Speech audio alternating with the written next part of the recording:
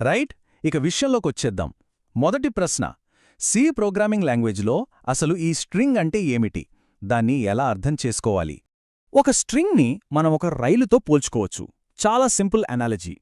ప్రతి క్యారెక్టర్ అంటే ప్రతి అక్షరం ఒక ప్యాసింజర్ లాగా ఒక్కో పెట్టెలో ఉంటుంది.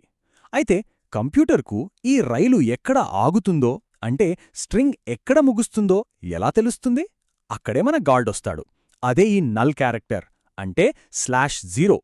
ఈ /0 అనేది గార్డ్ చేతిలో ఉన్న ఎర్ర జెండా లాంటిది. ఇది కనిపించగానే ప్రోగ్రాంకు అర్థమవుతుంది, ఓకే, స్ట్రింగ్ ఇక్కడతో ముగిసింది అని. ఇది చాలా చాలా ముఖ్యం. ఓకే, ఇప్పుడు మనకు స్ట్రింగ్ అంటే ఏమిటో ఒక ఐడియా వచ్చింది. మరి దాంతో ఎలా పనిచేయాలి? అంటే స్ట్రింగ్ ఆపరేషన్స్ ఎలా చేయాలి? దీనికి ప్రాథమికంగా మనకు 2 దారులున్నాయి. ఈ 2 దారులను మనం పిజ్జా తయారు చేయడంతో పోల్చుకోవచ్చు. మొదటిది మాన్యువల్ లాజిక్. అంటే పిండి కలపడం దగ్గర్నుంచి సాస్ తయారు చేయడం వరకు అన్నీ మనమే సొంతంగా చేయడం. ఇది కొంచెం కష్టమే అయినా అసలు పిజ్జా ఎలా తయారవుతోందో మనకు పూర్తి అవగాహన వస్తుంది. రెండోది లైబ్రరీ ఫంక్షన్స్ ఉపయోగించడం. ఇది రెడీమేడ్ పిజ్జా బేస్ వాడటం లాంటిది. చాలా వేగంగా, తేలిగ్గా పనైపోతుంది.